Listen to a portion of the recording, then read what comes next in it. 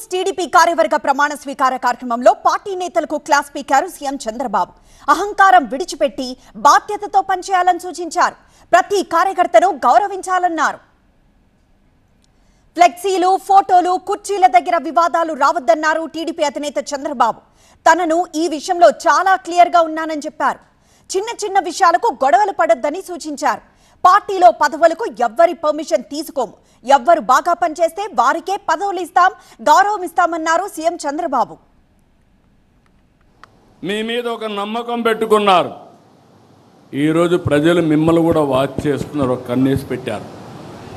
మీ ప్రవర్తన చూస్తున్నారు, మీరు చేసే పని చూస్తున్నారు, మీరు ఎవరితో కలుస్తున్నారో అవి కూడా చూసే పరిస్థితికి వచ్చారు. అందుకనే మళ్ళీ మళ్ళీ కోరుతున్నా, చిన్నపాటి కలహాలు కూడా రాకూడదు. ఫ్లెక్సీల దగ్గర, ఫోటోల దగ్గర, కుర్చీల దగ్గర నేను very clear on that.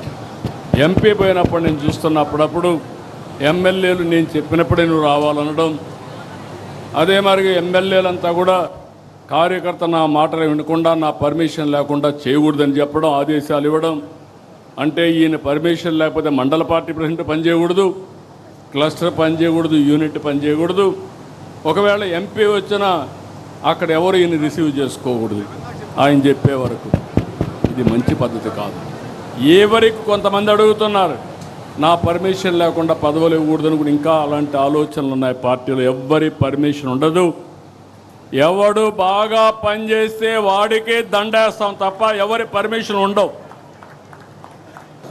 Party ఎవరిని నియమిస్తే వాళ్ళకు అండగా నిలబడడం, వాళ్ళతో కలిసి పనిచేయడం మీ బాధ్యత, మనందరి బాధ్యత, నా బాధ్యత కూడా.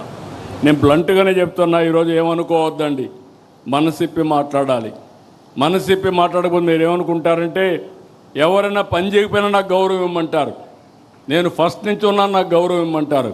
కావాలంటే మా ఇంటి పిలిచి ఒక కాఫీ ఇస్తాను, కానీ పార్టీ కోసం పనిచేసిన వాళ్ళకే గుర్తింపు ఉంటుంది. నేను వెరీ క్లియర్. నా ఫ్రెండ్ అయినా లేకుండా నా ఇంట్లో దగ్గరగా ఉన్న రేపు ఎవరైనా సరే వేదిక పైన ఉండేవాళ్ళు కానీ కింద ఉండేవాళ్ళు కానీ అందరికీ ఒకటే రూల్ వర్తిస్తుంది. సమర్థత, పార్టీకి లాయల్టీ, రాష్ట్రానికి ఉపయోగపడే నాయకత్వానికి నేను అండగా ఉంటానని మరొక్కసారి తెలియజేసుకుంటూ